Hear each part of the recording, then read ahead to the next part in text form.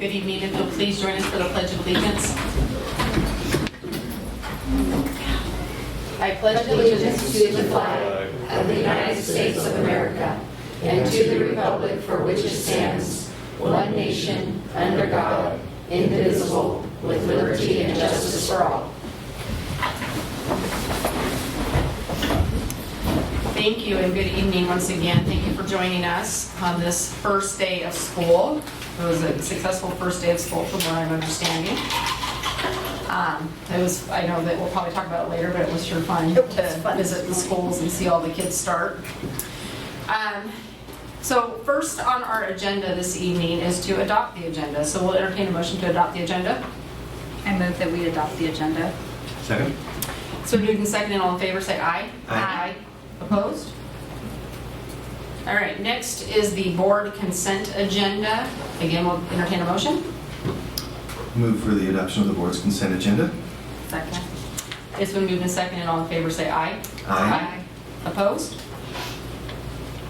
All right, superintendent consent agenda. Move to adopt the superintendent consent agenda. Second. Moved and seconded, all in favor say aye. Aye. Opposed? Okay. All right, next on our agenda is a public hearing. This is the proposal of the 2019-20 Evergreen School District 114 budget. This is a second reading. I'm going to turn this over to Superintendent Merlino. I'm going to go over there. Okay.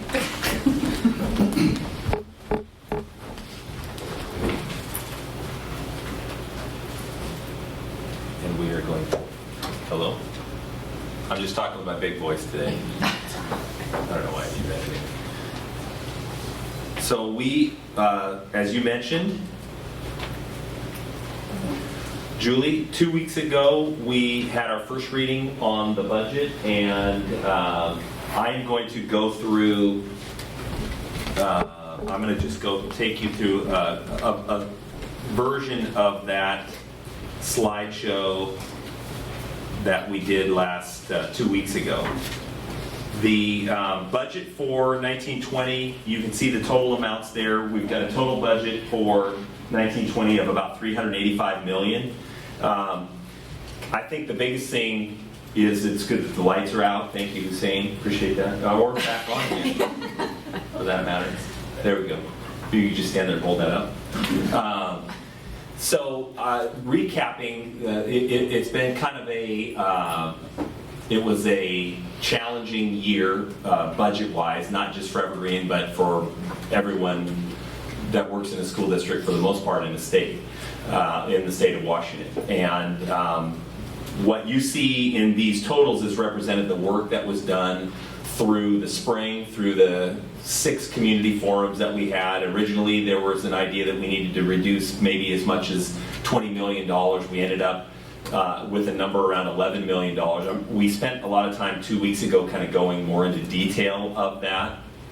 We all lived it 4 or 5 months ago, 3-4 months ago. So I don't really want to spend a lot of time dwelling on that. This slide is really just to provide you kind of that overall, this is the total dollar amount. We had talked with the community during the budget reductions that we were planning on using a little bit of fund balance to balance the budget. Ultimately, the number that we had settled on in the budget is just right around $3 million, a little over $3 million.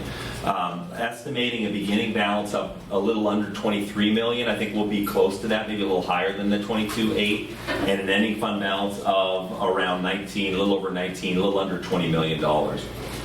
So it's going to be really important for us to live within our budget this year and monitor things as we start and we go through, and we'll talk a little bit probably in the superintendent's report about the first day and kind of what we're looking at enrollment. It's kind of rare that you haven't really adopted the budget before you actually started the next school year, but this is kind of one of those years where that happens. So overall, we're looking at a $385 million budget for the 1920 school year.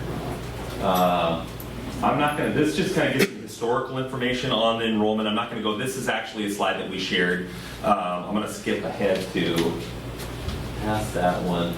Levy rates. I want to talk about levy rates. So with McCleary, one of the things that was really clear that happened was the shift of dollars from the local to the state and the reduction of the levy rate. What I talked about 2 weeks ago, and I'm just reiterating here, is the rates that we have for 2020 that we're estimating reflect that. 2019, you can see we were at $1.50 was the first year of the new M&O. One of the things that occurred in the last session was that the levy rate was increased from a $1.50 cap to a $2.50 cap. When we ran our levy in 2019 for 2021 and 22, we had to estimate what we thought that number was going to be in terms of the dollar per thousand. We made sure that we built enough assessed value increase into that so that we would hit the $1.50 figure. Ultimately, they changed the law. We're all familiar with Senator Cleveland and the work that she did to help our district help provide some levy equalization funds and expand that rate to $2.50. Our authorization that we had from the voters was around $31.9 million. Ultimately, the board decided to go ahead and collect the full amount, so that's estimated to be that figure for 2020, the $1.66. The other thing in there is the technology levy. The first time we had our voters approve a technology levy.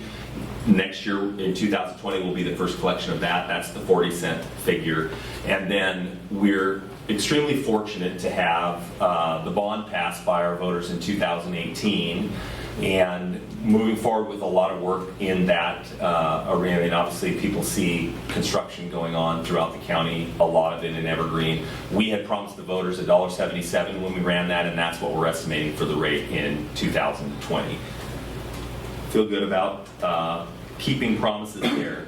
One of the things that's within the OEs and the new board governance structure is that we present kind of what are the assumptions that are part of the budget, and a significant part of the assumptions are related to the salary increases that are built into the budget. So what you see represented here are by group what we have built into the budget in terms of what we knew we were planning on for 2019-20.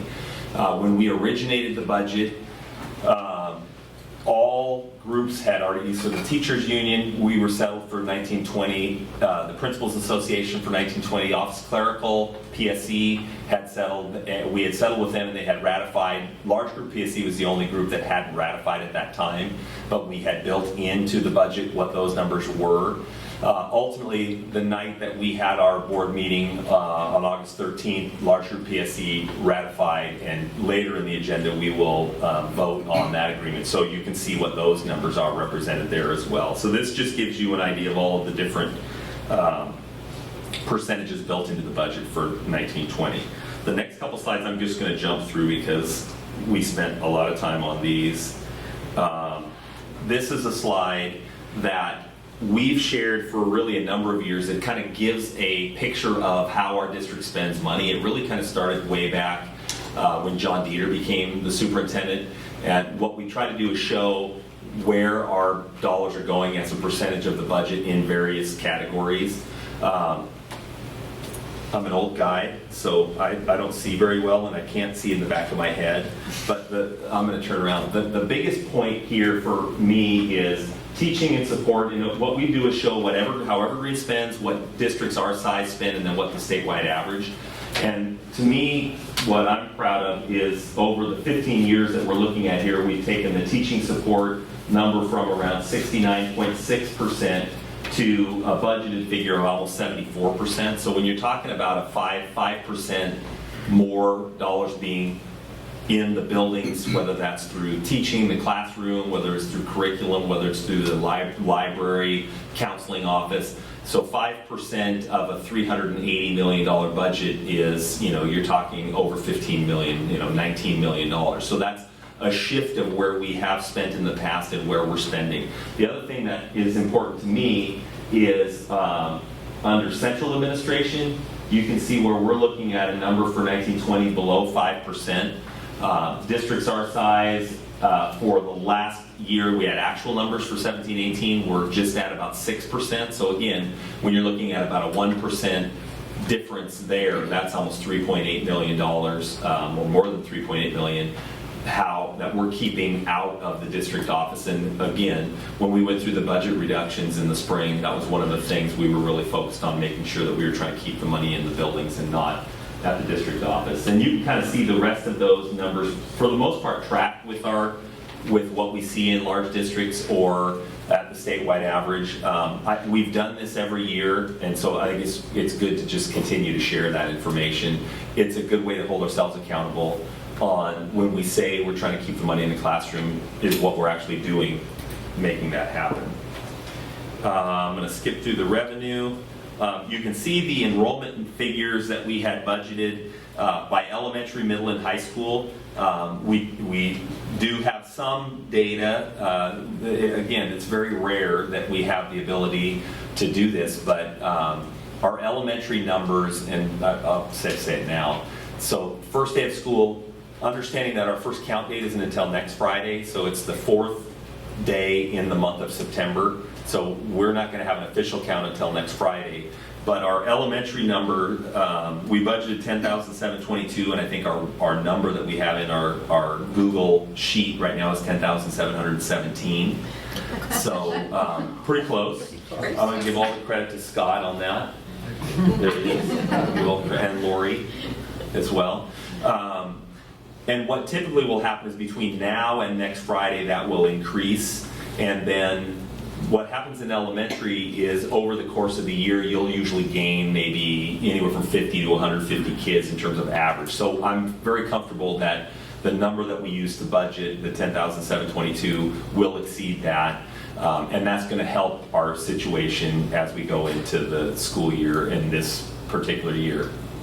Now, part of that is where are the students when they increase, and making sure that we're still dealing, addressing class size issues. One of the real key things for us is also, if the state's going to fund us for K through 3 at 17-1, we want to make sure we take advantage of that, every bit of it. So we've already got meetings scheduled for next week with Scott and Bill and others, Janae. We would do it without Janae. To make sure that we are maximizing our dollars as much as we possibly can, and I would anticipate us probably still having an ability to add some staff in K through 3, especially when we're talking about increasing numbers. Bill, you can see the middle school number was 5,841. Middle school, Bill's got some preliminary stuff from our folks in the student services division that would have us over 5,900. Middle school is more kind of what you see at the beginning of the year on average, stays fairly flat. So I think middle school is probably going to be a little high, and right now it looks like we're a little over at the high school level too. So I believe what we'll see more than anything else enrollment-wise is our need potentially to adjust to areas that we might have some bubbles in buildings with class sizes that are too large, to try to address that. But the positive is that all of those levels look to right now be higher than what we had budgeted, rather than the other way. If it was the other way, we would have waited probably till next meeting to talk about it. It's good news, so we'll talk about it today. That was kind of a joke, if you guys know. People that know me. Staffing indicators, you've seen these. This just gives you an idea of how many staff members we budgeted, to show that we budgeted for a little more than what we had allocated to the buildings. We also, in this process, look at a 4-year outlook as well. And what we're budgeting, you can see by the statements there, a little less than 2% drop over the next 4 years in enrollment. We're still estimating a little bit of a decline. Very minimal revenue and expenditure increases. Revenue of about 2% is what we're projecting for growth. Really, for the most part, the money we get from the state is limited to salary increases and just CPI, so there's not a lot of potential. We do have the potential when you get out into the 4th year of running a levy, maybe higher than where we're at right now, but that's not built into this assumption. I would say that the expenditure assumptions of 1.7, that's pretty aggressive, and we'll have to really watch that, because that's our history in the last several years hasn't been that low. So it is something we'll have to stay on top of. This graph shows kind of where we've been and kind of where we think we might be at the end of 1920, and then building a fund balance reserve back up just a little bit. I'll talk about our reserve in the superintendent's report. We had a bond rating call this afternoon, kind of share some of the feedback from that. So as part of our board, our budget approval, you also approved the 4-year outlook in the F195F. So when I'm done with this, we'll take comments and then ultimately adjourn and approve a resolution. And what I would say about the resolution is there's a few different things occurring in that resolution. The first is you're authorizing the expenditure levels for each fund, that we have the general fund, the ASB fund, the transportation vehicle fund, the debt service fund, and the capital projects fund. You're also authorizing the levy amounts that have been approved. So when the voters approved the $31,950,000 and it's I think $7,800,000 or something like that in the tech levy, that's in the resolution, as well as when the voters authorize bonds, they authorize the district to levy for taxes. So we're setting those limits for 2020, and we're also authorizing transfers between funds. We have a budgeted transfer from the capital projects fund to the debt service fund for a sinking fund payment for HELA repayment of bonds. So those are the things in the actual resolution that you'll vote on when we're done with the presentation. I would say that the budget came together relatively well. What it did was come together a lot earlier than it typically does, because the last few years it seems like the legislature hasn't gotten done until June, end of June, 1st of July. So it was more pleasant this year than other years, but it's in most every year there's always still unknowns. I think SEB right now is probably the school employee benefits program is probably the most the largest kind of we kind of know how it's going to affect us, but we have to actually get into it to see how that's going to play out. With that being said, I'm happy to answer any other questions you might have on the budget. I know we've met individually with board members. We met 2 weeks ago and went through a more in-depth presentation, and then tonight is the actual adoption. Thanks, Mike. Yeah. Are there questions from the audience pertaining to the budget? Questions from the board or comments? I just want to, when you said it was a fairly easy process, I think I felt to me like once we, because probably November, December, when we knew that we were going to have to make some cuts this year, that everybody kind of came together and we worked really hard. District team and the board team, I think we all, Yeah, it's sometimes I forget what we've gone through over the last 6 months. So when I say it was easy, it really wasn't easy. I mean, technically it was easy to put together, but when you think about, honestly, where we were, it really wasn't easy in terms of the decisions that had to be made. I think what was great about the process, in a difficult process, was the way that everyone came together. I think from the beginning, when we reset, the board was in complete, we were just in complete step with one another, from the leadership of the district, with the board, with the people that worked in the district. I think that the actual forum process that we used this spring couldn't have really worked out any better, from the perspective of providing a lot of access, not only to information, but it was really more me talking minimally below my 22 minutes, and then allowing staff, citizens, even kids to come together in those series of meetings, provide feedback. Luckily, we were able to work with Senator Cleveland, who helped us significantly in this process, and reach back out to a second round of meetings with folks after we made some changes. And with the work that Senator Cleveland was able to do, and working with a lot of our staff, we were able to really focus on the people that work in the district, and the fact that we wanted to protect the people as much as we possibly can and could. At the same time, understanding that our core mission is to educate students, And I know from being at a couple schools this morning, in elementary schools, the enthusiasm that there is in the schools, just the mood and the tone of our staff and the kids. But in addition to that, the mood that a lot of the elementary teachers have, because of the fact that we kept the commitment to buying the reading curriculum, the F&P curriculum that allows us to continue to move forward our mission. So I think the messages that came out of what I would, originally said was an easy process.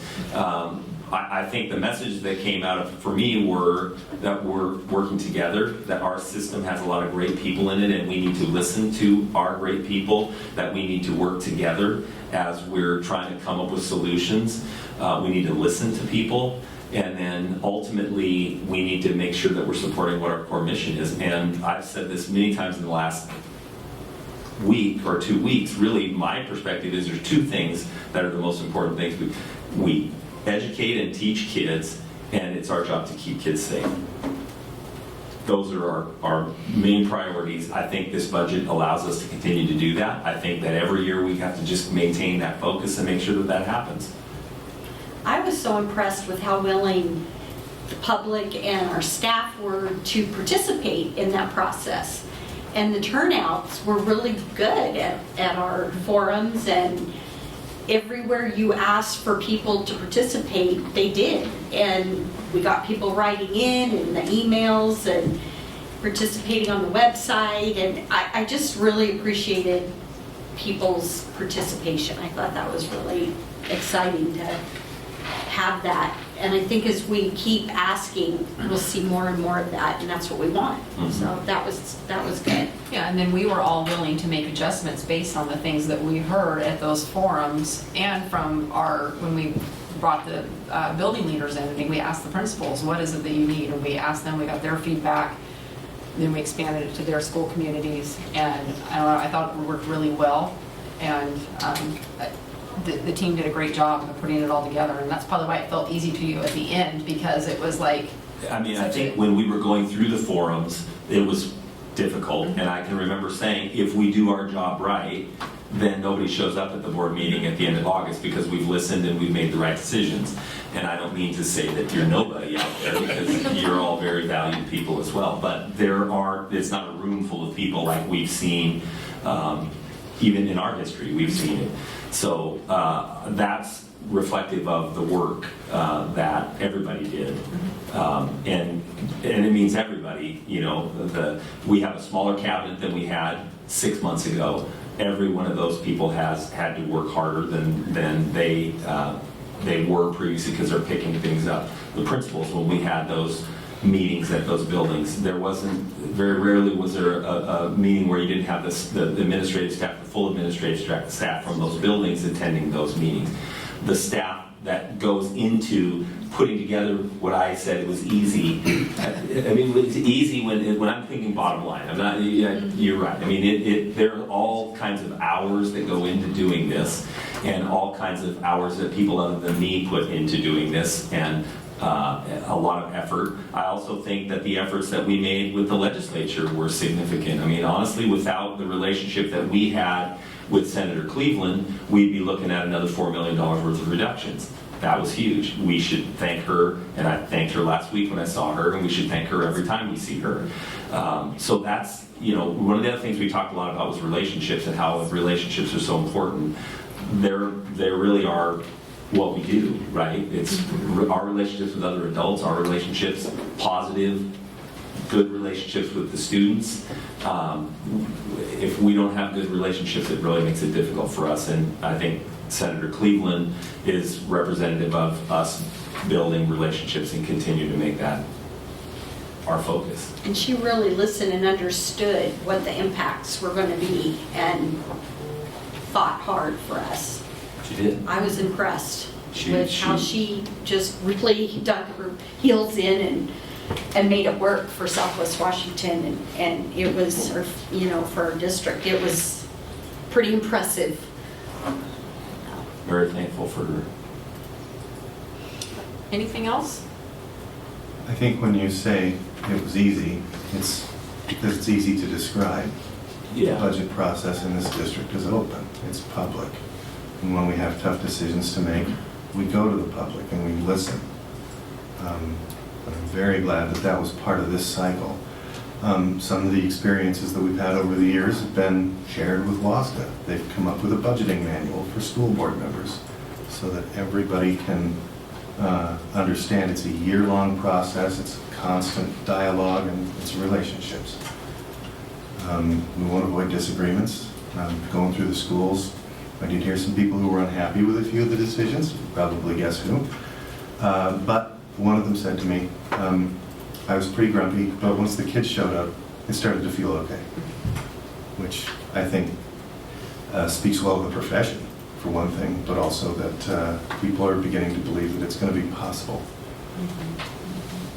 And we have work to do to make sure that we don't have another flat revenue year with inflation and costs the way they are.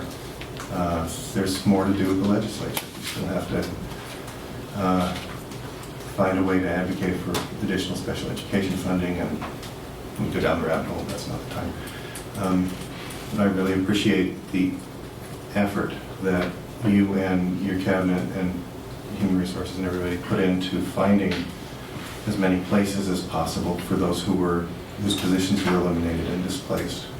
I think that that was probably the most impressive work of the whole cycle this time, is how we take care of our people and offer them a place when things get tough. So thank you for that. And that's all. All right, so with that, we have a resolution to adopt, Resolution 6250. I move for adoption of resolution number 6251, Evergreen School District UTGO bond. Wait a minute, I'm on the wrong. 6250. I'm on the wrong. Where is it? Here we go, I'm down the line. I move for adoption of resolution number 6250, the 2019-20 school district budget adoption. Second. So moved and seconded, all in favor, say aye. Aye. Opposed? Great. We have a budget. We do, thank you. All right, next is our superintendent report. Yes, I'll stay here for this one. Okay. I was just going to mention, I already mentioned the first day of school in terms of enrollment counts. We did have a couple power outages. I don't know that we always have 96 plus degrees on first day of school, so that probably taxed the system just a little bit. I think we had a few, but everybody worked through that and was great. I think really for the most part we had a really good first day. We visited, I stopped by Ellsworth this morning and also was at Silver Star. It was just so many people. I mean, obviously all the kids, but there were just so many excited people, and like you said, the staff was excited. It was great. It was really good. So it's nice to actually get into the beginning of my first full year. Excited about it. I was also going to, Rob mentioned working with the legislature last week. Senator Wellman did kind of a listening tour around the state. She's the education chair in the Senate. She and Senator Claire Wilson and Senator Cleveland were all there listening to school districts kind of talk about some of the challenges that we have. They're interested in trying to work with the prototypical school model. There's a work group trying to come up with some recommendations on that, and they were looking really mostly at mental health, what kinds of things could be done to change the prototypical school model. So obviously we're all over supporting that. Rob mentioned the special ed underfunding. We budgeted for about a $10 million underfunding of special ed in the 1920 school year, so we still are significantly underfunded. It's across the board. All districts deal with that. So those were the two main things that they heard from our school districts. We also had our final audit meeting with the state auditors. We had earlier we had one, but we had a clean audit, so there were no findings. So we were happy. I think Julie and Bill and Janae and I met with the auditors last week on that. That's positive. Thursday and Friday, we had, well, even before Thursday and Friday, we had really, we're putting an emphasis on the boundary invasion training of our staff. So our first group that we did that with was with our secretary staff here a couple weeks ago. I think it was the 9th of August, the first day of the board retreat. And they videotaped that presentation. The district reached out. We asked a couple we asked an intern, Michelle Croston, to kind of work with our insurance provider to kind of tailor a training for all of our staff around boundary invasion because of the importance of the second one of the two things I mentioned, keeping kids safe. She, along with associate principal at Gila High School, Kate DeWine, the two of them reached out and met with some students from high school to kind of get their perspective just on when they were kids that had some issues in school and had been worked with building administrators, and what we were trying to do was get from them what is the best way to take information in that type of an investigation where we don't end up taking information and then turning an individual off so much that I don't, just because of the way we said something, and not with ever having any intent of making that happen. So just trying to provide more student voice to give us a better idea of how to work with kids when these things come up. And Michelle and Kate DeWine worked with some of our principals to kind of tailor a training for our administrators, where they then had that second training as well as the boundary invasion training from a guy by the name of Charlie Schreck, who works for Clear Risk Insurance, our insurance provider. He had worked for the State Patrol for a number of years, worked for OSPI. I think that then on Thursday and Friday we did that same training for all of our teachers in the district that could be there. So it was split up into 4 groups. I appreciated the seriousness that the staff all took it with. I also appreciated just welcoming everyone back and having an opportunity to talk about the contrast between August of 2019 and August of 2018. There was just so much more excitement and energy as we got ready to start the year. I just think that the main takeaway from the training was, if you see something, say something. If you as a secretary see something, let your administrator know. If you as a teacher, and it doesn't just have to be at the school, it could be at a game. If you're observing a game in the evening, it could be at McDonald's if you see something that looks strange between a staff member. But we just need to elevate the level of awareness, and really the other thing was bring it to your administrators. Administrators, it's your job to bring it to HR. Janae, Tracy Thompson would coordinate all of these investigations so that investigations are done similarly. It doesn't matter whether it happened at this school or that school. We're not leaving it to the principal. Principals generally weren't trained to be investigators of these types of situations. We want to make sure we're consistent with it. And the other side of it, talking with the staff, is it's not, most of these things aren't founded, right? I mean, when you do an investigation, there are oftentimes we're doing these investigations really to help the staff member, because sometimes things can kind of take off in different directions. So it's just real important for us to be open about these things and bring them forward so that we can investigate them appropriately. And at every one of those, I let every group know how important it is to the 5 of you. I know clearly how important this is, not just to all of us, but to the 5 of you as well. And so, real thankful for that training, and it really went well. And Charlie did a great job, and Michelle Croston and Kate DeWine and Janae and Tracy and Chrissy and the HR department kind of coordinating it, lines of people. And I know I forgot somebody, but... Well, I know, Mike, when, because there were several of us at some of the training, is seeing that it's just not some rudimentary thing that you sit in front of a computer and, it was like very intentional training, and it was very clear how serious the district takes it and is expecting people to follow it.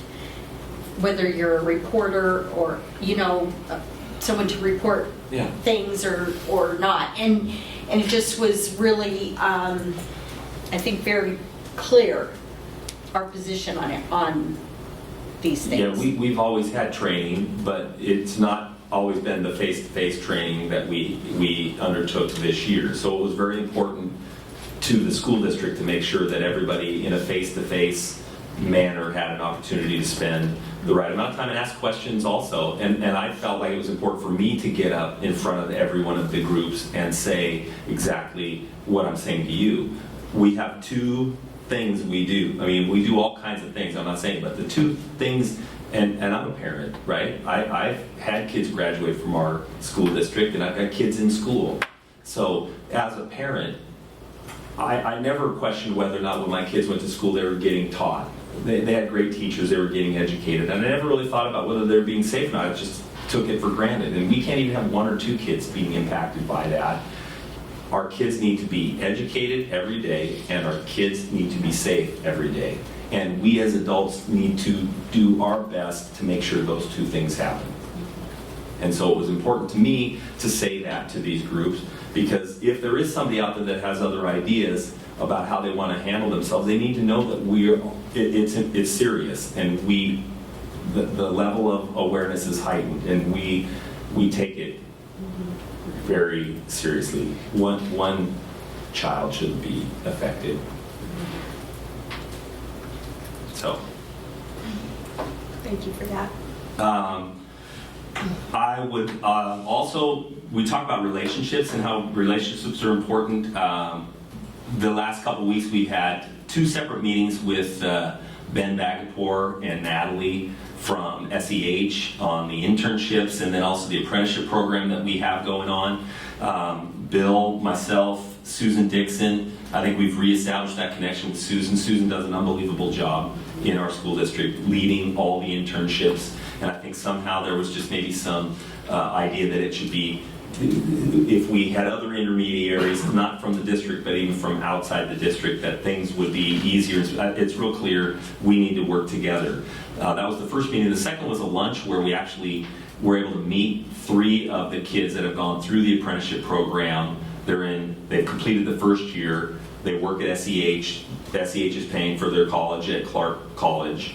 And then we also met some kids that are starting their first year, and just ask them, you got 3, you think about this opportunity to work up to 29 hours a week while they pay for you to go to Clark College, and then come into a tech position at SEH for a couple years. There were guys, supervisors in that lunch, and they'd been there 19, 22, 29 years, and they started the same way these kids did. I mean, it's a good place to work.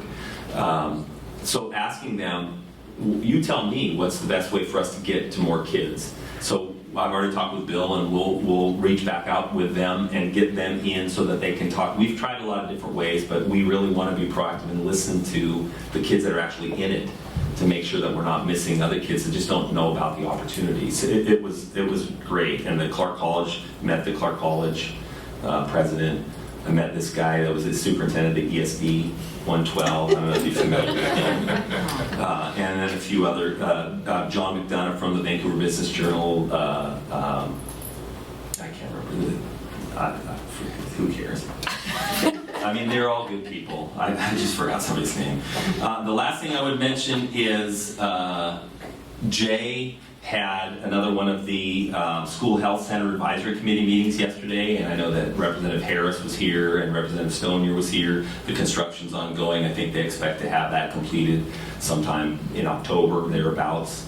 And that's a great project as well. So, I mean, and that's comes from relationships that we have with people in the legislature, and then provides more opportunities for kids. So a lot of stuff going on right now. And also, tomorrow's the second day of school. That's kind of a big deal too.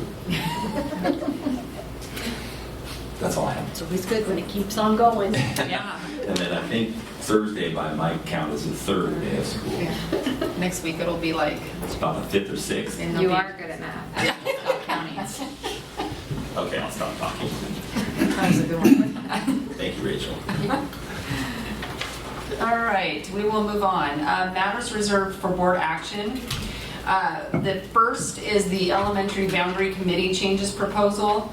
I don't know if it was our last meeting or the meeting before, but we as the board had received a presentation from the boundary committee that they had put together. And so at this time, I'm going to call on a couple of those members from the boundary committee, Anna Seiler and Chelsea Belton, if you want to come up to the podium. And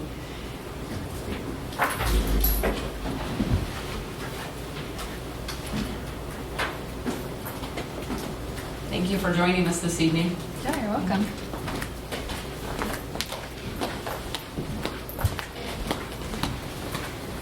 Can we start? Yeah. Okay. I'm Chelsea Belton. I was asked by Darcy Mitchelson, who's the principal at Burnbridge Creek Elementary, to serve as a representative from BBC on the boundary committee. Just a brief overview of kind of the process that we went through. We started back in December of last year, and there are 6 elementary schools that will currently be affected by these boundary changes. And each school had at least one representative. In some cases, there were a couple of us. So there's 9 total on the committee. And over the course of 6 months, we met 10 different times. In the beginning, with working with Scott and Matt, we established a set of group norms of how our group would function, and how we would interact with each other, how we were going to interact with the community, what was important to us through the process, and how we were representing the community and not just our own personal agendas of keeping our children at our elementary schools.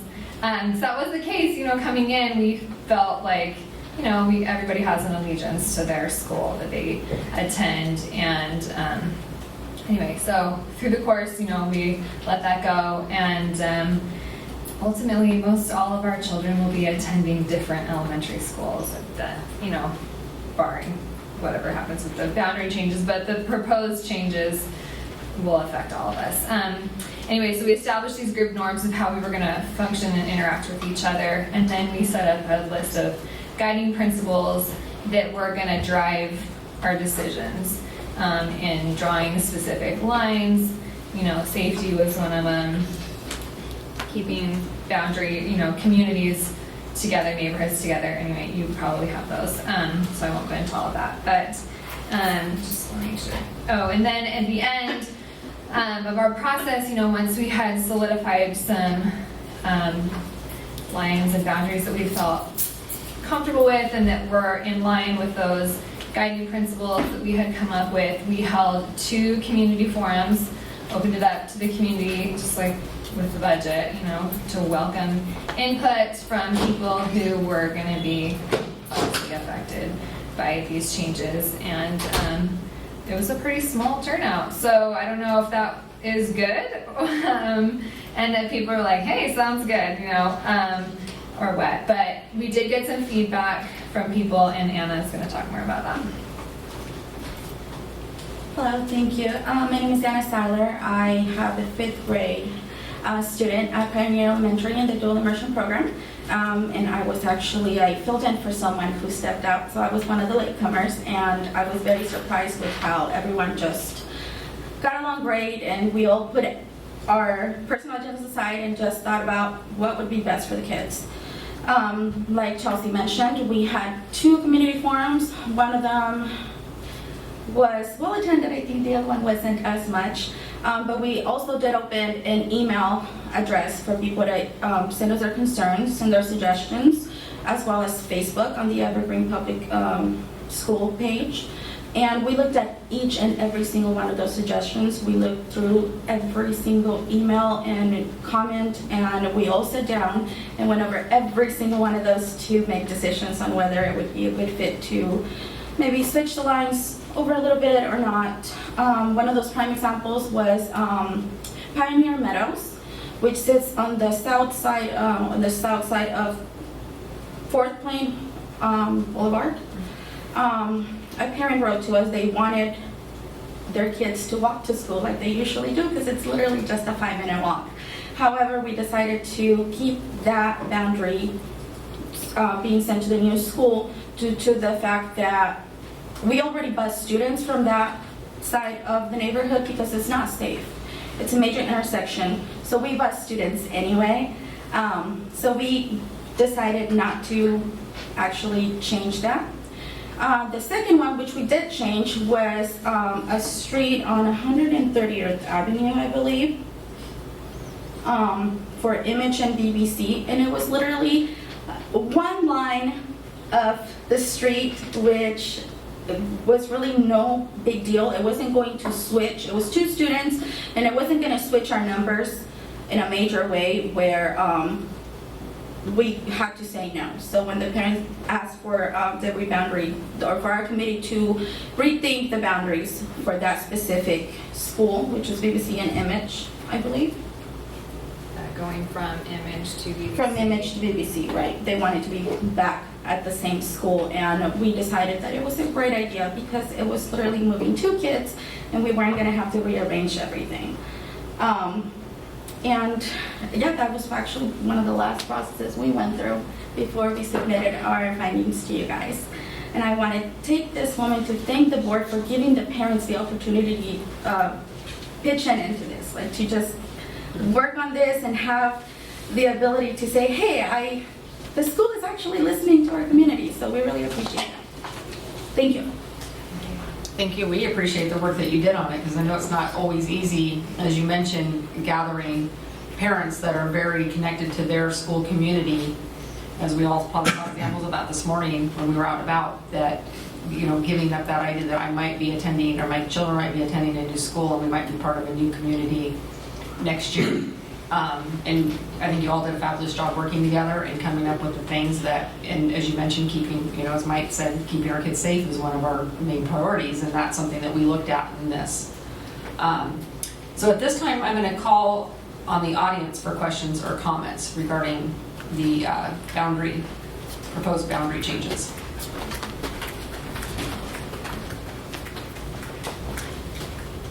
All right, seeing none, then we will call for a motion from the board.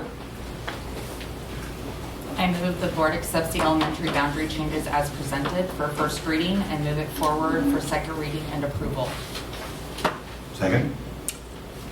All right, so at this time, we'll open it up for board questions and comments. I need to point out that I think when the district was building new schools years ago, it was the same public process. Parents were involved. The whole community came together. Isn't that right? Well, not originally. No?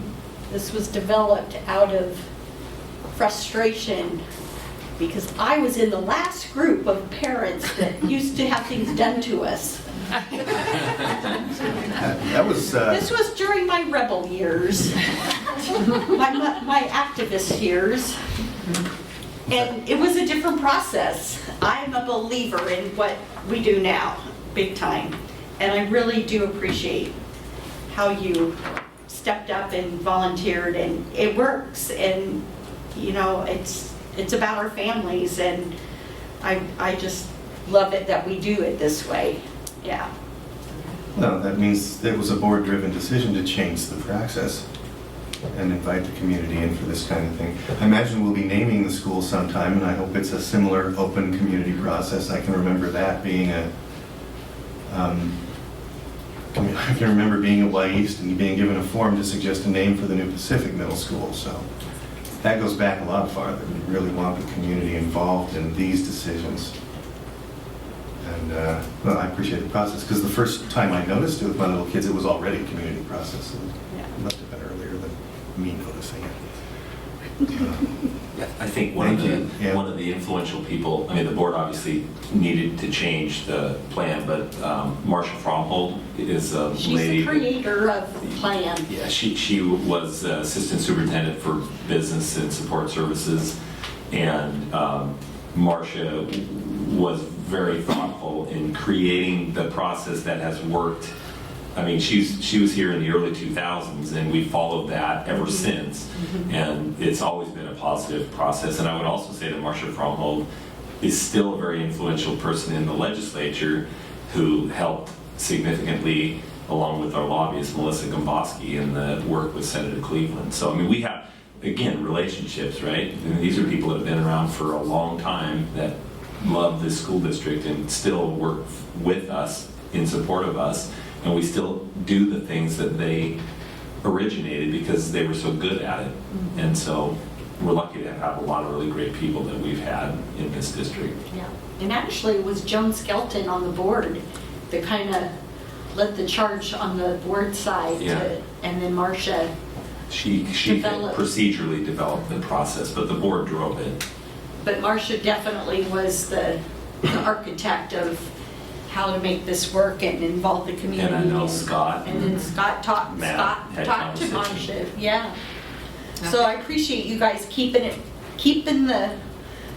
going and the parents being involved and truly keeping that process pure as as a parent-driven model that works.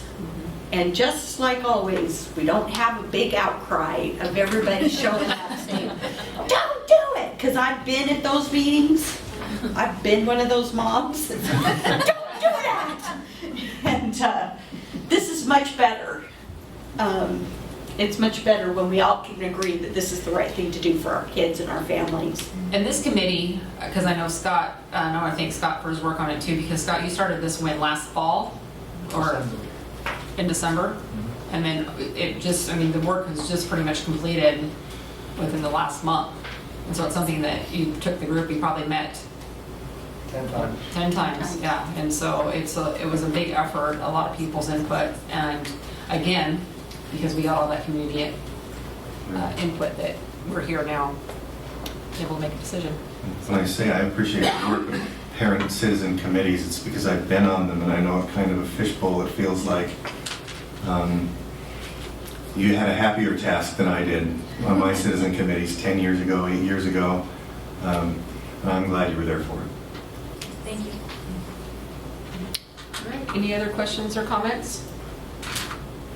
All right, then we will now take a vote to accept the elementary boundary changes as presented and move it forward for a second reading and approval. All in favor say aye. Aye. Opposed? Okay, we'll move that forward to a second reading on September 10th for a vote. All right, next up is resolution number 6251, Evergreen School District UTGO bond sale. I'm going to turn this over to Mike for some explanation. Want some explanation? Yeah. So when the voters authorized the $695 million bond election in February of 2018, what that does is give us the ability to sell bonds over a period of time to do the construction work required. We sold $125 million last June, not this past June, but 14 months ago or thereabouts. And you see from those proceeds, Sifton coming out of the ground, New Image coming out of the ground, Elementary 22 coming out of the ground. You see, we saw at Silver Star new carpeting, new furniture. We see turf going up around the district. We are fully into the design of Mountain View's rebuild. They've already started the work on Ellsworth and Marion as the next two. So we move far enough forward that it's time to make our second sale of bonds. So what you have in the resolution is the authorization for us to sell up to $200 million worth of bonds. I would say that rates right now are historically low. We had a rating call just this afternoon with Moody's, with Mark Prussing and Tammy Gasway and myself, talking about the district and the sale. That was one of the big things Mark talked about, was how low rates are right now. What you typically obviously want to do is sell as many bonds as you can when rates are low.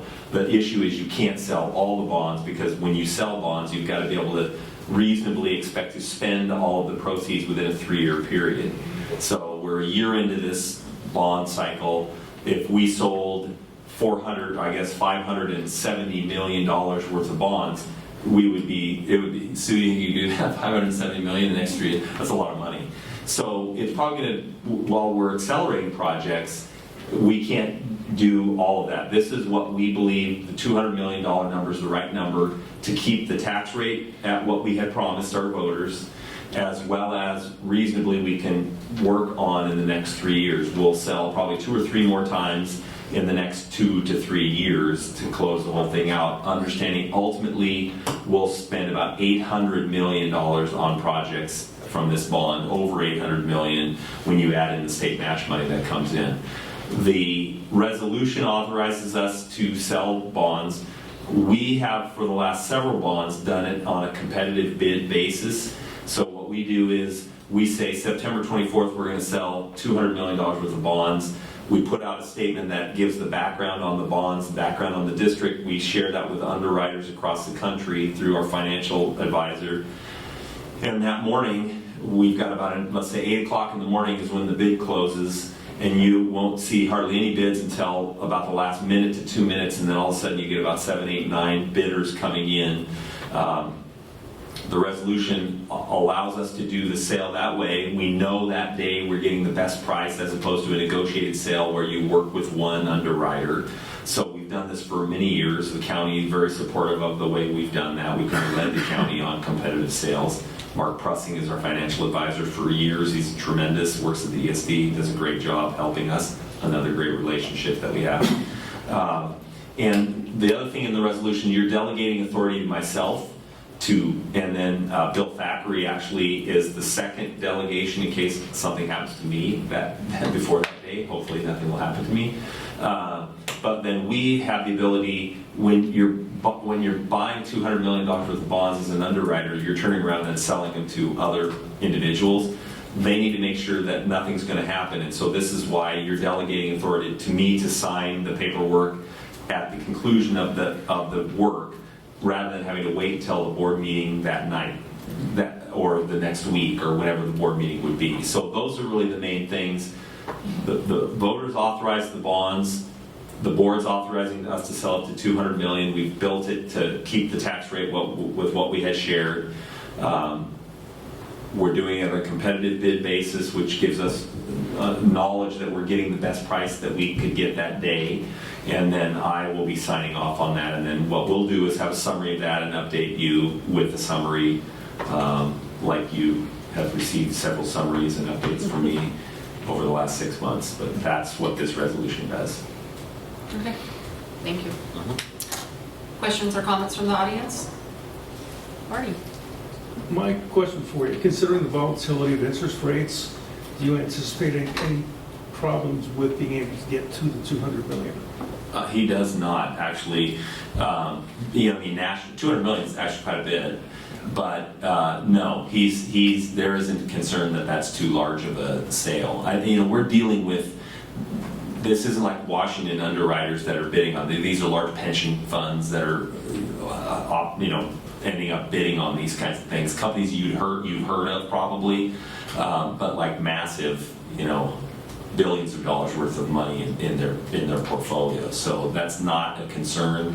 The bigger concern would be the closer you get to the date of the sale, and then who knows what somebody might say, if you understand what I'm saying. Not in the district. Nobody in the district would be able to affect the market. There are people that can say and tweet things that affect the market. So that's why we'll monitor that all the way up until the day, because we can always pull it back and do it another day, but we don't anticipate a problem with that. Right. Oh, go ahead, Margaret. So it just occurred to me, a couple of years ago, maybe more than a couple of years ago, didn't the city of Vancouver sell bonds like directly to citizens in Vancouver? I think it was for something for Fort Vancouver. It was just kind of this cool thing. It was pretty small, but you could feel like you were like directly participating financially in your city. And I'm just wondering if that would be something we could do too. I don't know, I'm just throwing it out there. What happens when you competitively bid something like this, you kind of take that option away. I have been in districts where they've worked with I was at Woodland, working in Woodland years ago, and they sold bonds through their local bank so that they can do exactly what you're talking about and make sure. My suspicion is the taxpayers probably paid more to work with that bank than they would have in terms of the full cost. So you do have individuals that could buy the bonds, but the cost of the bonds might have been higher to work with the local. And our board has, for the last several years, kind of put a premium on trying to make sure we're getting the best deal we could possibly get. Now, we could potentially in the future, I could talk with our financial advisor about a condition of the bid being that there be some avenue locally for people to have an opportunity to access bonds. If that's something I could explore that with Mark. Yeah, I don't know how it worked with the city of Vancouver, how it seemed pretty small. I don't think it was even this big. Probably not 200 million. But it was kind of like a cool feeling. Yeah. Yeah. I'll just not say anything. I'll probably say something I shouldn't say. But we'll talk with Mark about that and see whether, what other districts have done around that to make that an option available. It probably was a very limited sale of something that was just kind of a unique purchase that, yeah.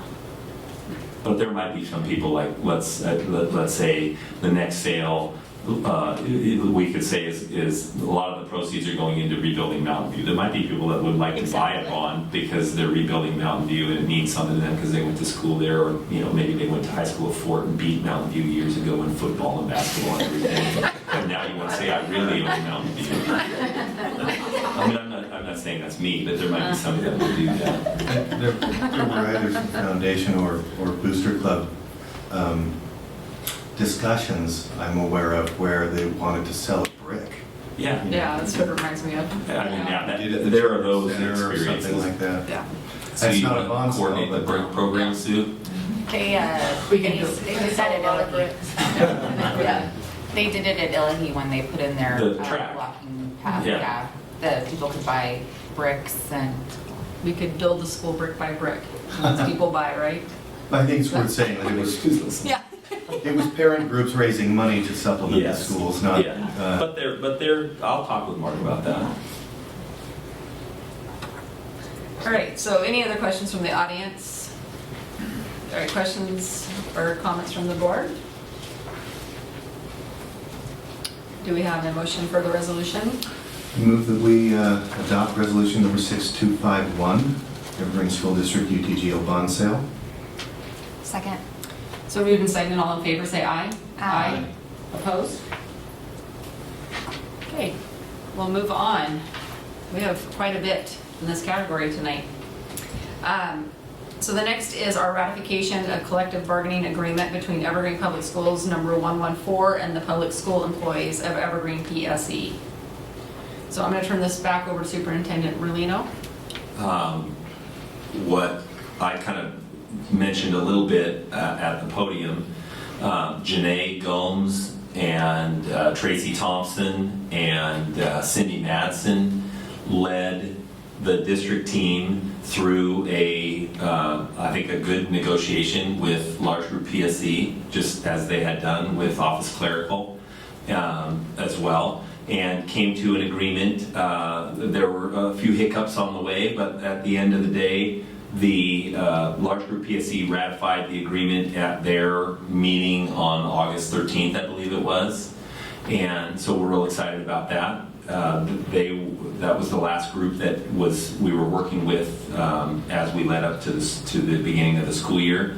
I think that we worked well with them. I feel like, honestly, I think the relationships we have with all of our unions are probably better than they've been in years. And it's because of the honesty, in my view, that they receive from Janae on a daily basis, and sometimes honesty is not always what you want to hear, but knowing what the situation is always better than trying to guess. So I know that it was kind of a difficult process getting the ratification, but we got through that, and we're very excited to have a 3-year agreement with large group PSE. They're a huge part of this district and very significant on what we do every day. And real excited that we have a 3-year agreement. Real excited that we won't be having to talk for another 3 years. Not that we don't want to talk with you. We'll talk with you every day, and I know Janae probably does every day. Excited to talk to you tomorrow if you want to call me. But we're just excited to have a 3-year agreement. No question about it. Dig the hole there, right? No, everybody knows me. They're fine with the holes I dig. All right, thank you. Is there any, I know that there's several members of the group here. Do any of you want to make any comments this evening? Yeah. You didn't want to, I thought you didn't have a speech? We're glad you're here, though. Yeah, it's great that you came. It's been a long day, It's been a long day. I understand the bus was really hot today. about 115. Oh, my 115. gosh. And 120 with the windows down? Yeah. Of course, the hot weather comes when school starts, right? All summer it's mild, and then the first day, you gotta go roll those buses. All right, so questions or comments from the board? Just the comment was that as the board was discussing the progress of this negotiation and this contract, we don't discuss details of executive sessions or whatever's called outside of those things, but I want to speak to the tone because the district staff and Mike Merlino were consistently respectful of the PSE, large group, and constantly recognized and preserved their rights and their authority and their bargaining authority and sought to foster the process as things moved on. And I want to thank them for that tone of respect. As we discussed things, it made it very easy to just start with good intentions and maintain that. So, like Mike said, it's a big shift from certain previous bargaining cycles, and I'm glad to see the shift. And I'm not just talking about last year, but some others. Any other comments or? I just wanted to thank the group for all of the work that they do. I mean, it's bus drivers and paraeducators and the list goes on, and we couldn't run school without the support of your group, and so we just want to thank you for the work that you do. So with that, we will entertain a motion. I move that we accept the ratification of collective bargaining agreement between Evergreen Public Schools number 114 and Public Schools Employees of Evergreen PLC. I happily second that. All right, it's been moved and seconded. All in favor say aye. Aye. Opposed? Excellent. All right, we will move on. We have a set of policy updates that we workshopped in our board retreat over the summer, the 9th and 10th.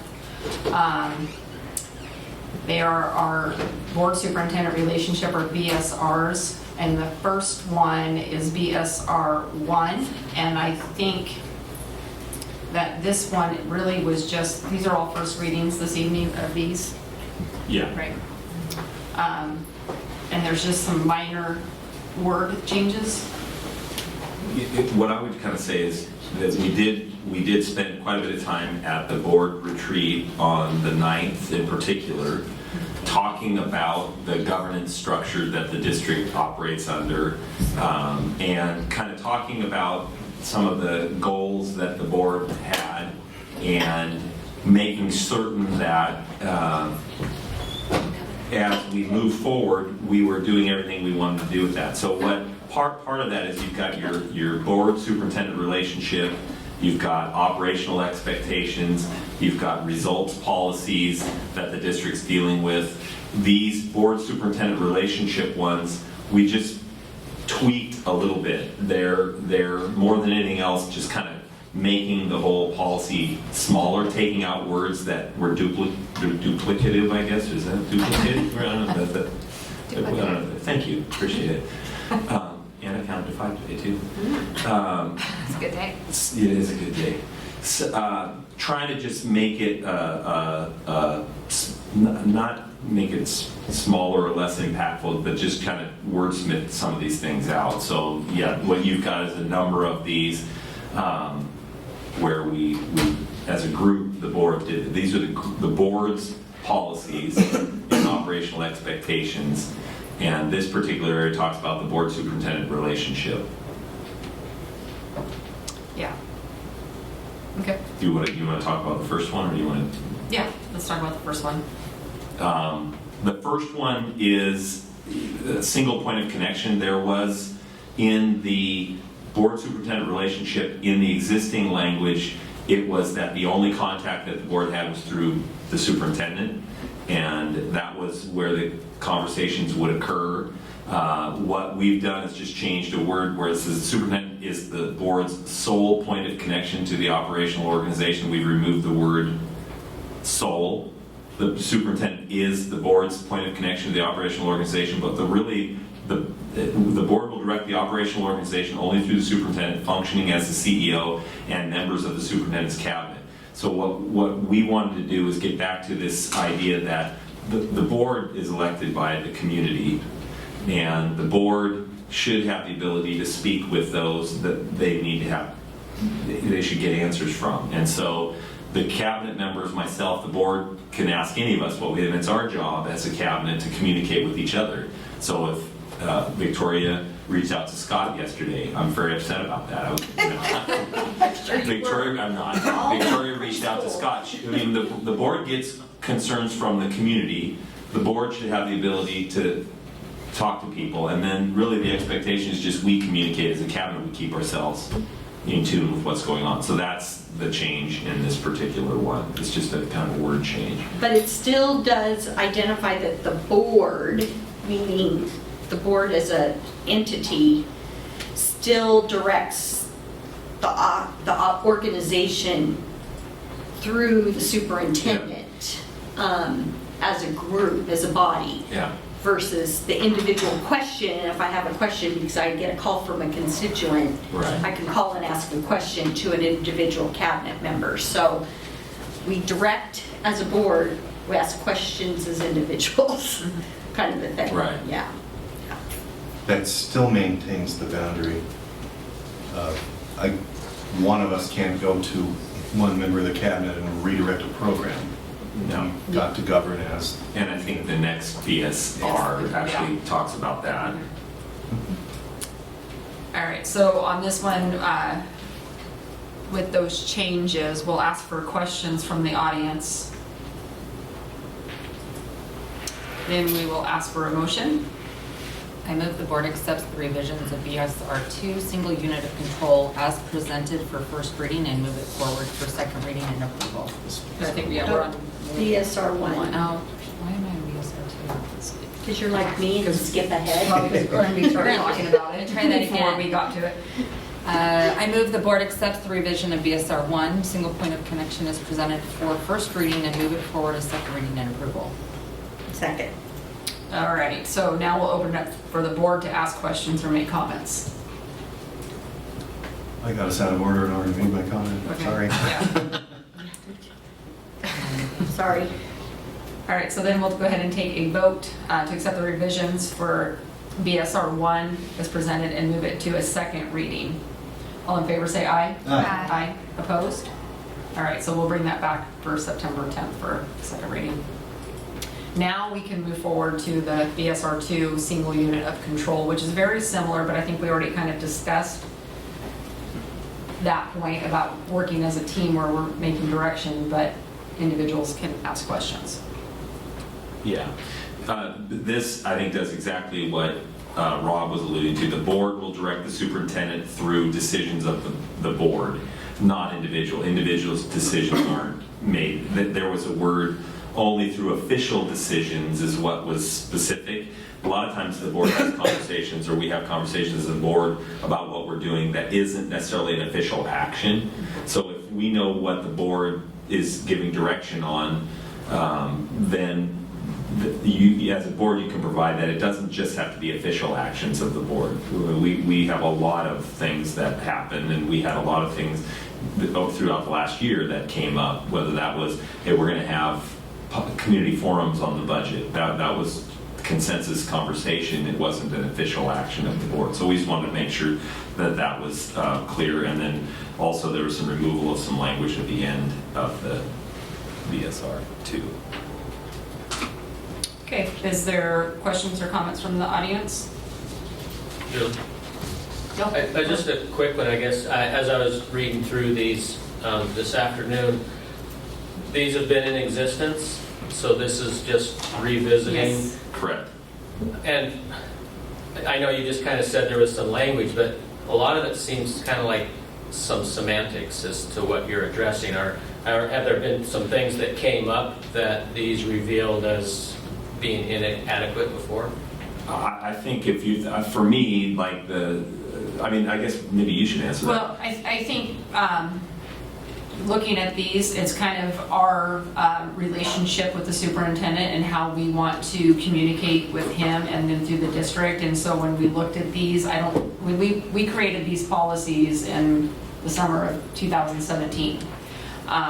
And we felt it was time just to make another look at it with Mike being a new superintendent this summer, just kind of making sure that we looked through our board policies and made sure that that was the way we wanted to communicate as a team. Prior to 2017, there wasn't anything in Prior to place 2017, we did not have these anything policies. that outlines, okay. Correct. Yeah, this governance model came from some work that Victoria and I did at a WASDA conference up in, I think it was Bellevue that year. I don't remember where it was. But it was at the WASDA conference where we received some training on this model and what it means, and found it a good match for how we wanted to develop the superintendent-board relationship. I think of this review as entirely normal. First, because we've got a new superintendent, and second, because we're 2 years into it and it's time to do a review. Yeah.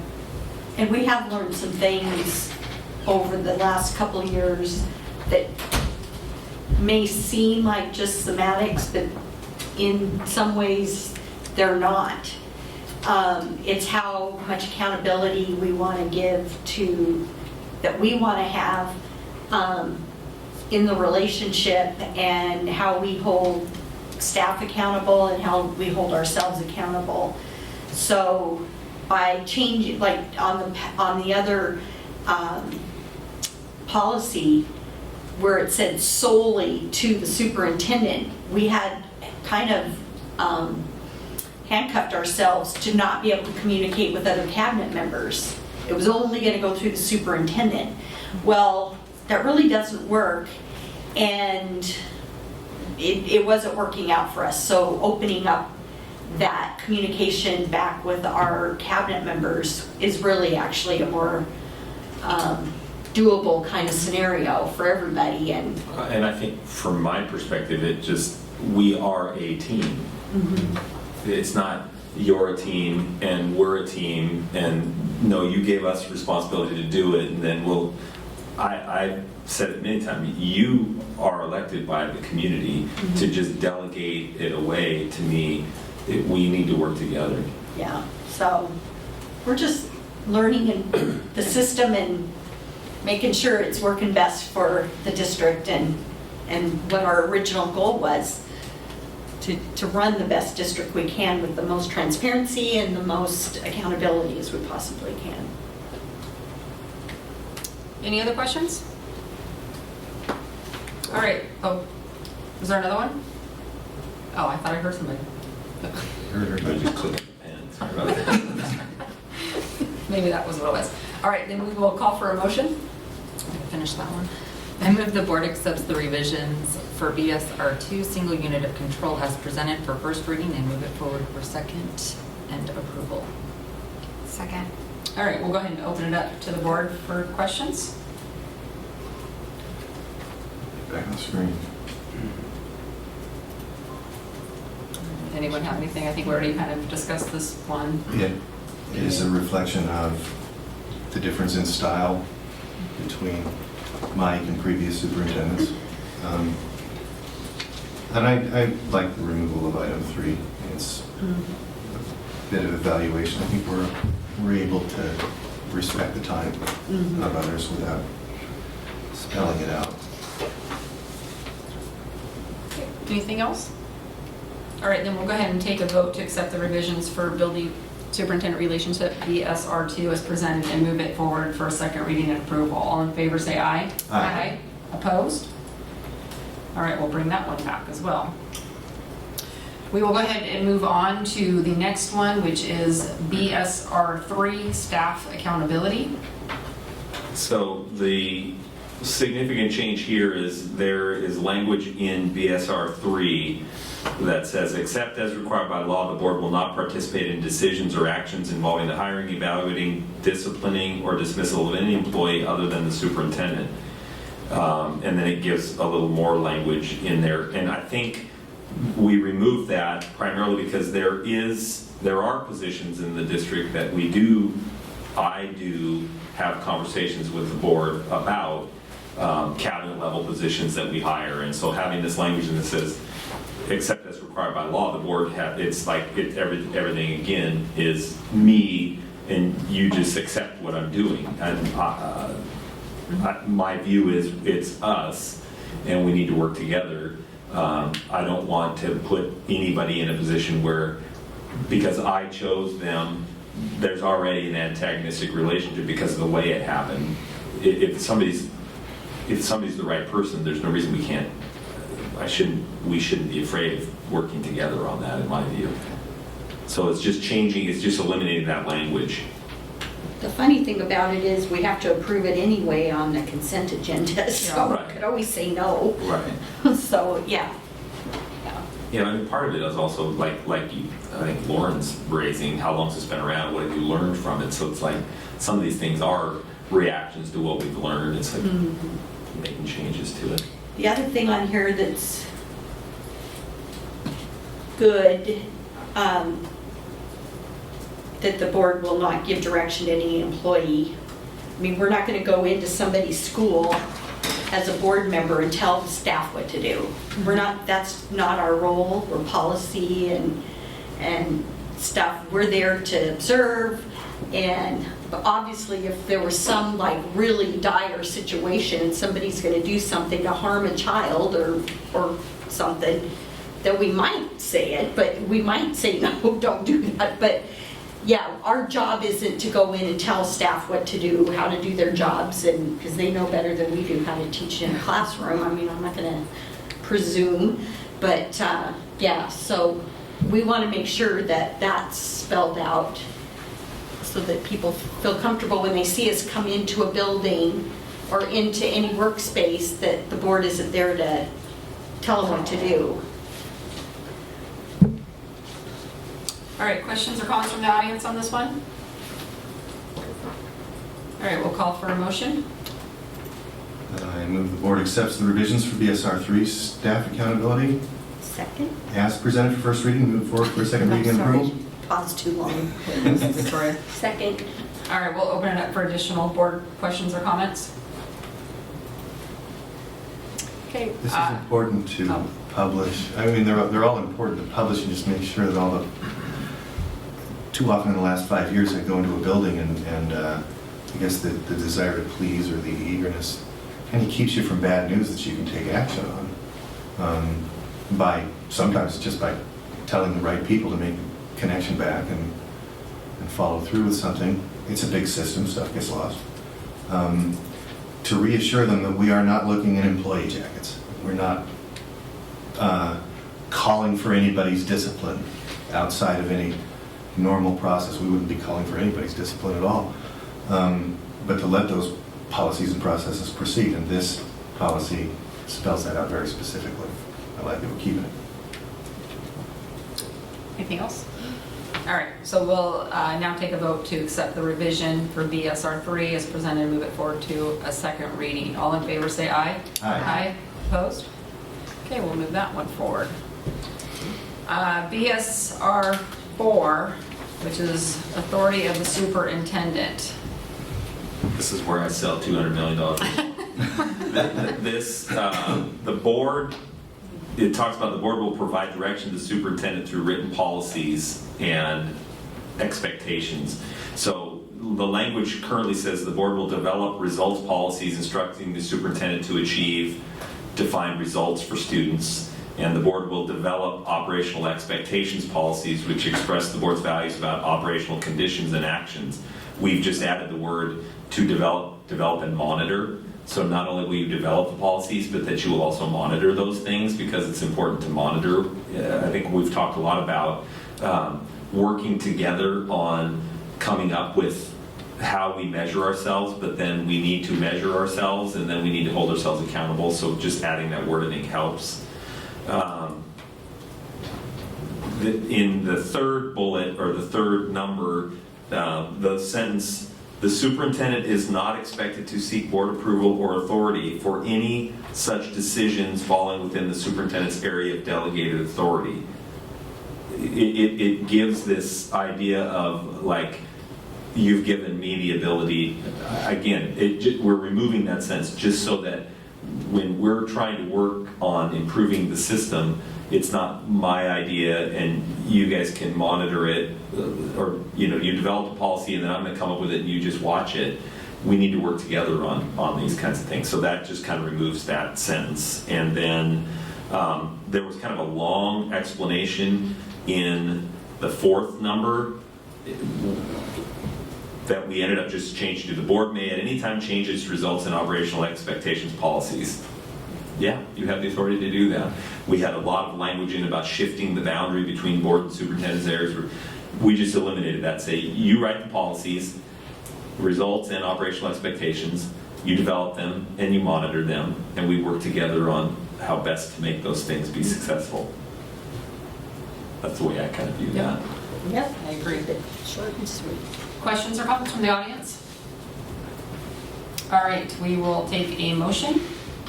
I move the board accepts the revisions for BSR 4, authority of the superintendent, as presented for first reading, and move it forward for second reading and approval. Second?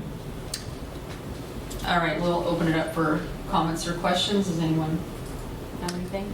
I'll just say, what I like about most of these changes that we're making is that it seems like the older versions, or the current version, presupposes a more difficult relationship between the board and the superintendent, and all the changes that we're seeing that are proposing presupposes a good working relationship between the superintendent and the board.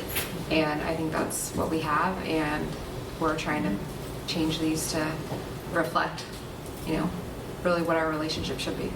So I agree. I like the changes. I agree. What we're striking from number 4 was part of the framework that I guess the consultants who taught us this model used to express the difference between the board's work and staff work. But I think it's clear enough to say the board may at any time change its results and operational expectations policies, because we now understand the model. Yeah. Okay, any other questions? So we'll go ahead and take a vote. All in favor, say aye. Aye. Opposed? We'll go ahead and move that forward for second reading on September 10th. BSR 5. BSR 5 is around superintendent accountability. I think you were just saying get rid of it altogether. I'm just joking. I think that's not what you're saying. I'm just joking. I think it talks in the first paragraph about district accomplishment of the board's results policies and district operation according to values expressed in the board's operational expectations policies will be considered successful superintendent performance. And then the next sentence says, these two components define the superintendent's job responsibilities and are the basis for the superintendent's performance evaluation. The conversation we had in the meeting that day was that there are a lot of things that compromise or compose, however the word is, but comprise or compromise, whatever you want, comprise the job of the superintendent, not just the results policies and the.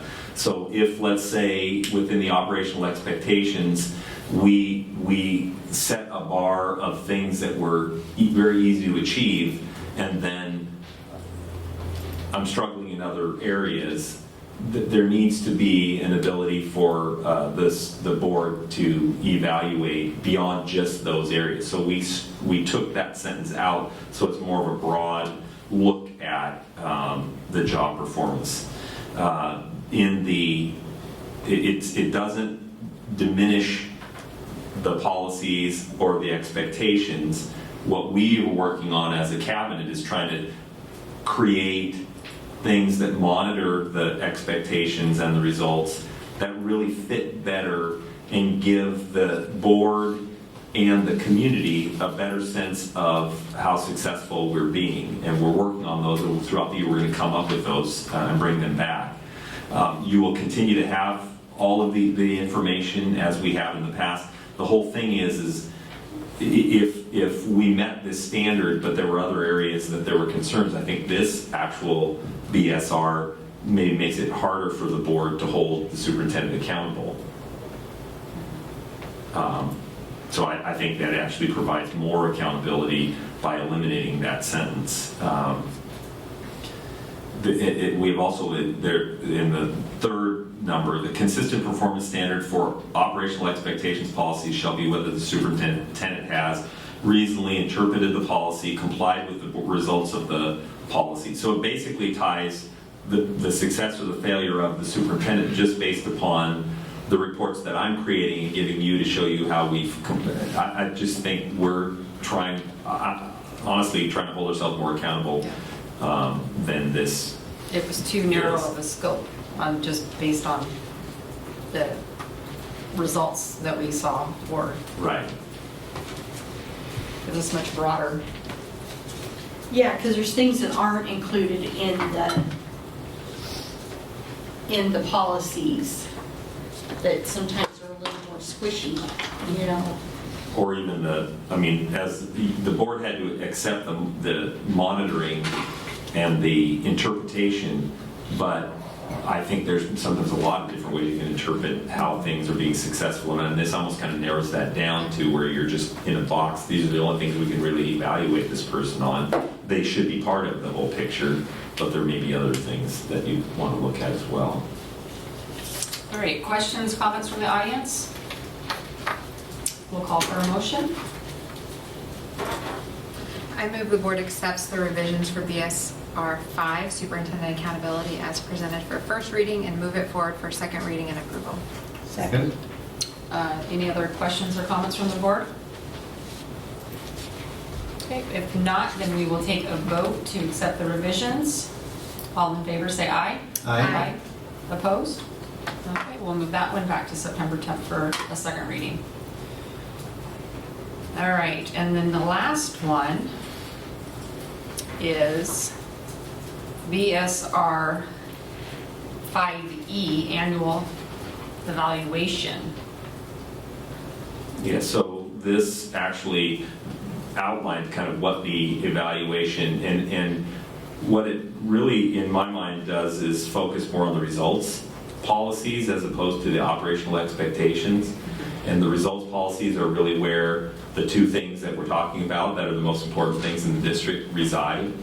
Are we educating our students, and are we really keeping them safe? So the operational expectations have a lot of things that are they're important. I'm not saying they're not important, but ultimately, I think that's the area that's to focus solely on those areas. I think that this focuses on the results. I also think that there'll probably be some expansion into some of the other areas that exist in terms of I guess we'll see how it all evolves throughout the year. I guess I'll ask my question after we take questions from the audience, if there's any. All right, then we'll take a motion. I move the board accepts the revisions for BSR 5E, annual summative evaluation of the superintendent, as presented for first reading. Move forward for second reading and approval. Second.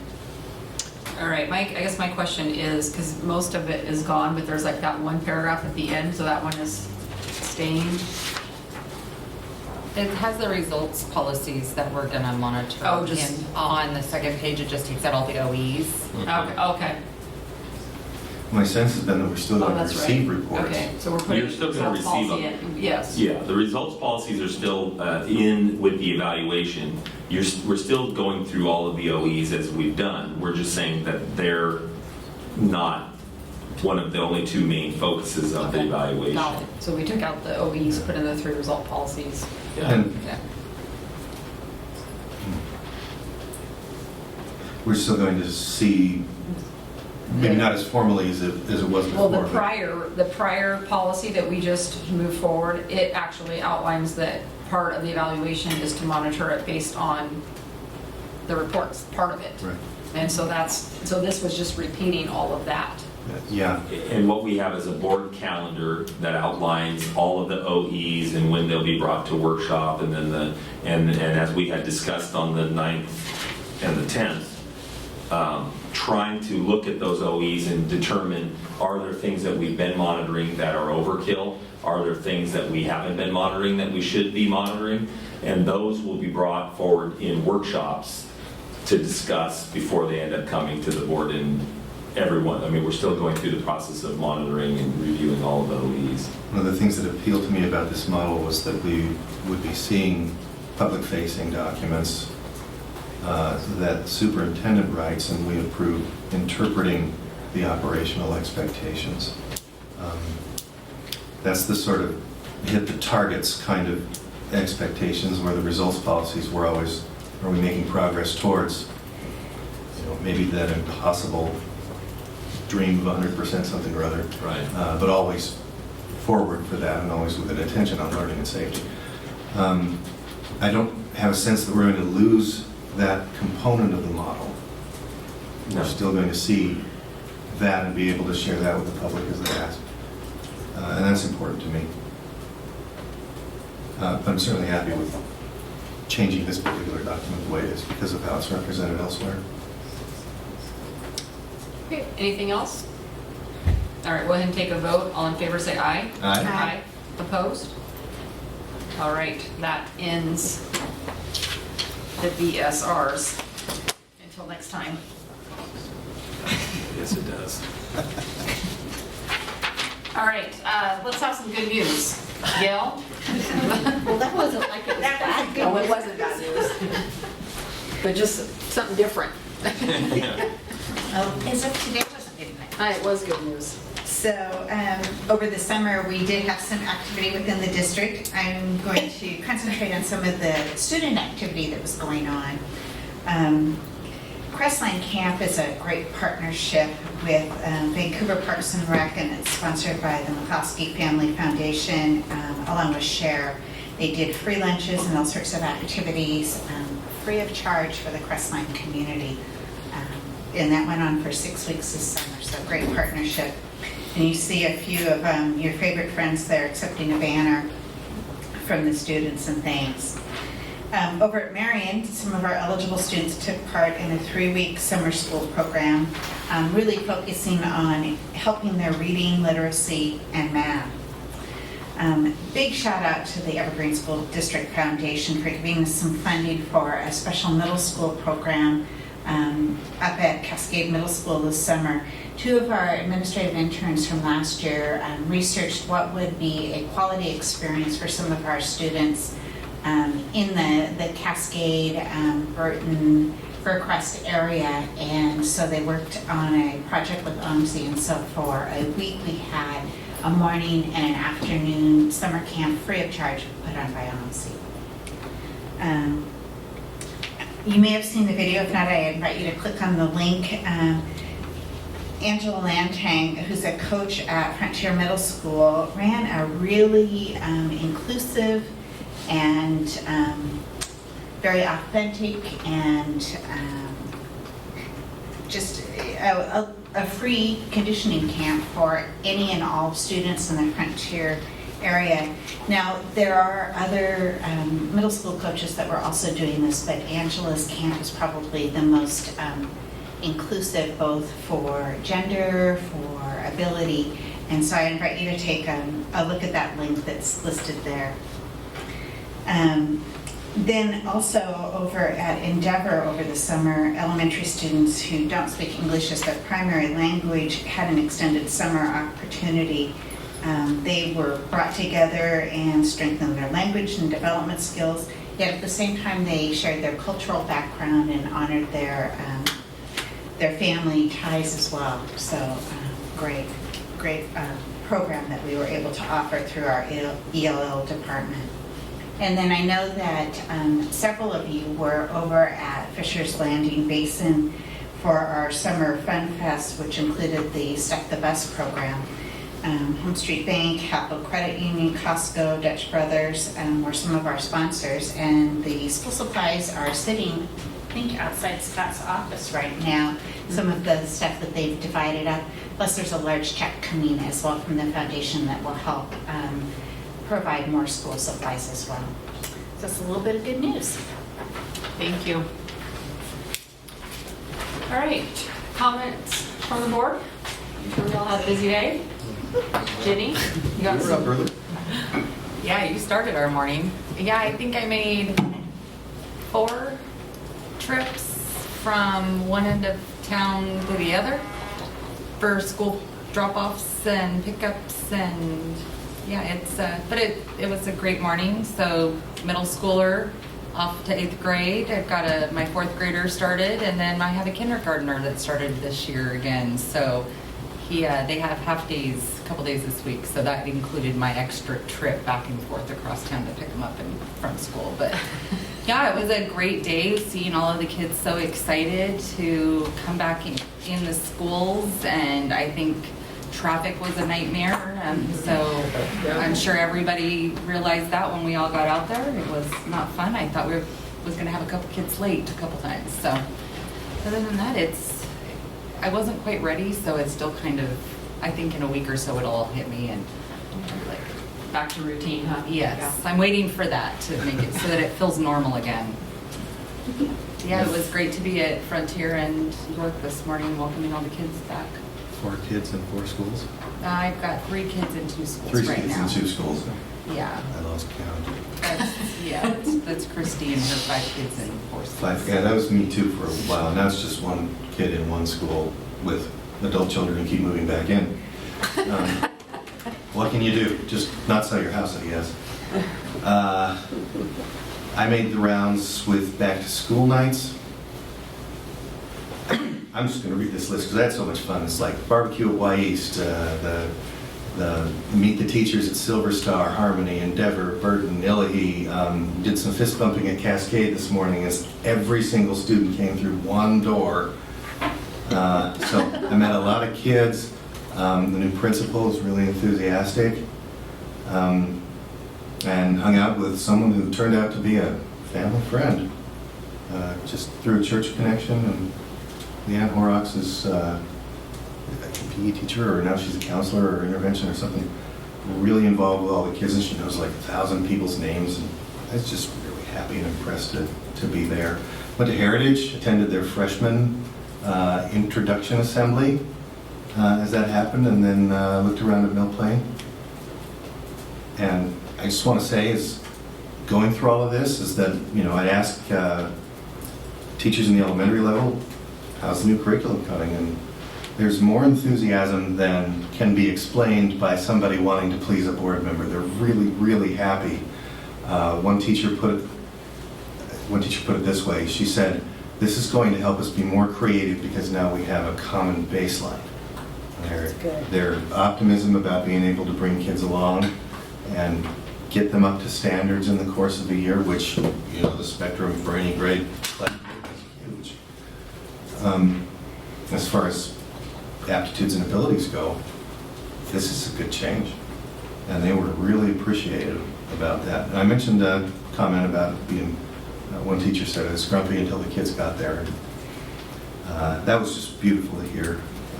See the works of art that are on display at Mill Plain. I just had a good time. I want to point out something in connection with our governance model, because I'm also hearing about frictions more often from people who wouldn't have approached me before, I don't think. There's a heritage teacher who talked to me at length about a neat idea that she has for connecting I guess a county level nonprofit with students from all over the county. She's just on fire with this idea that you could bring a council of leadership type kids together to do a service project at the county level. And then some people who were approached me pointing out that there are some frictions around club policies. We last reviewed those in like 15 or 16 and asked me to pass on some feedback to the superintendent about what that's doing and invite them to come into the schools and things. And we'll talk about that later, but just the fact that this governance model that we put in is helping people feel free to approach, I think, along with the reset. It's just, there are better conversations now than there were this time last year, definitely. And I'm really glad of that. And I think it was the governance model that gave us the basis for making the moves that we did. I think the forums help too, because people know we want to hear what they have to say. Yeah. And so too, I think just all these different things happening, if people yakking, talking. And conversation's better They're than ready to silence. listen. Yeah. Yeah, But yeah, a lot of schools, a lot of fun. good, that sounds great. Well, I was, a couple weeks ago, I was over at Orchards. My new office, I moved from downtown and now I'm in the Orchards area. So I'm really enjoying being back on this side of town and in the district with my business. And so I was invited by the NAACP to come and be at a meeting of parents that were going to be visiting with the new principal over at Orchard, so with Stuart Anderson. And so I was over there with them and they had such a great meeting and Stuart did such a great job, and I think the parents really feel good about him as a principal there, and it was he's a good fit, and they're all going to do really well together. So then I got invited to come back today for the first day of school, and they had a new system for moving kids into their classrooms to go through the front door, outside to and then the parents got to drop the kids off and then come in through this other way. Well, I ended up being the traffic director of that situation, and that was interesting, but it went really well, and it was so fun. But there was a little girl, Sophia, that was a first grader, but she was new to Orchards, and she was very nervous about being in a new school because she didn't know anybody. And I grabbed Stuart and introduced him to her, and he told her he was new there too, and so they could be friends.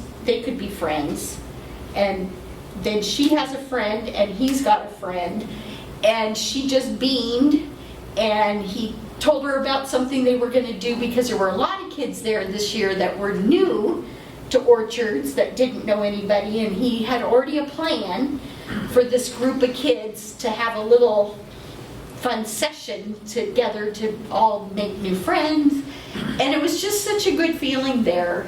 And then not only did I get roped into directions, but I also got roped into helping kindergartners with the breakfast and teaching kids how to open their milk and take the thing off the cereal and maneuver what to do with it after was interesting.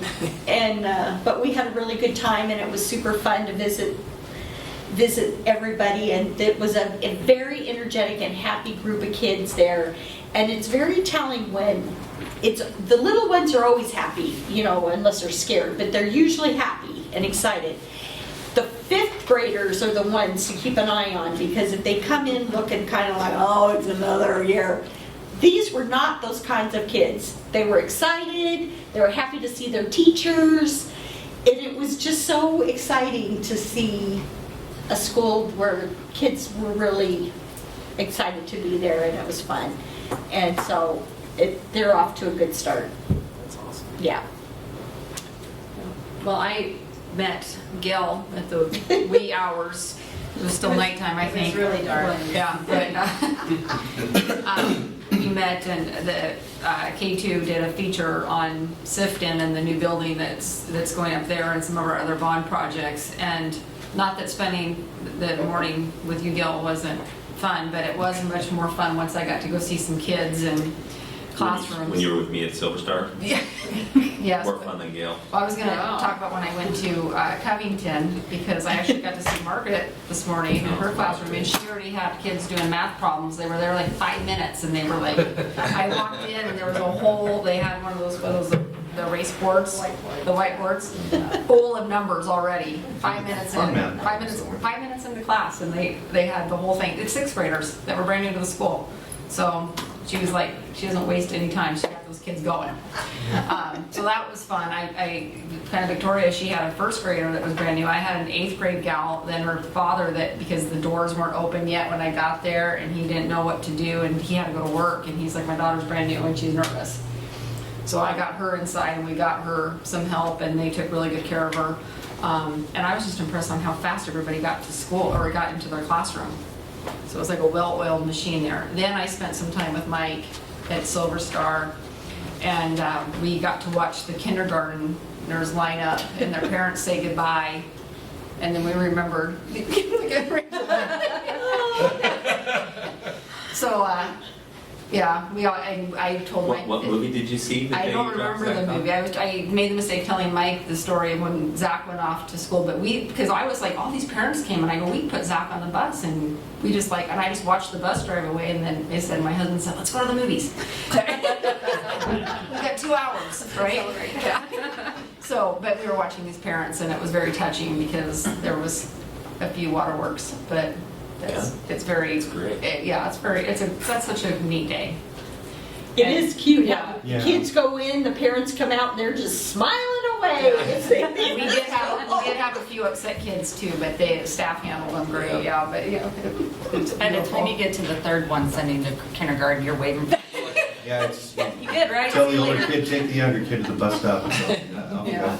That reminds me, I had a really good experience at Endeavor. Angelina Elverton took me all through the school, introduced me to everybody, and ran into Cheryl Emerson. Cheryl Emerson was my oldest daughter's kindergarten teacher. She would rather not that I tell you how long ago that was, and neither would I. But I got excited when I saw her because I've been looking, I knew she was in the district, I've been looking for her for about 6-7 months. She was the one who single-handedly turned my opinion of public schools around after volunteering in her classroom twice. She was a master teacher that long ago, and she's doing a job share at Endeavor with another, of course you do a job share with another teacher, but she's excited to be there. I'm excited to have her there. I love the staff. The teaching is so masterful. And she was the one who introduced us to that. As long ago as that was, before workshop was ever a thing, it was still beautiful. Also, walking into kindergarten class always makes me feel good. I It's know. always just like visiting with Carl Smith. All you have to do is go into a kindergarten class. And Rachel, you've got a kindergartner too. I do, but she unfortunately still has to wait. They don't start at Fisher's until Friday. So she got to go to school today and meet her teacher for a one-on-one session, which was great. Her teacher, she just chatted away with her teacher, who made her feel like so comfortable from the first minute. And so great fit, teacher-wise, she got. But we've been counting down the days ever since she turned 5, which was early this summer. And she's been like, 5-year-olds go to kindergarten, so therefore I go to kindergarten. She's just been waiting. And I have a 2nd grader who also, she was beyond excited to start today, and we did our, the back to school night at Fisher's last week we all went to, and I'm just so impressed by all the work that the teachers and the staff and the administrators did to make that night happen.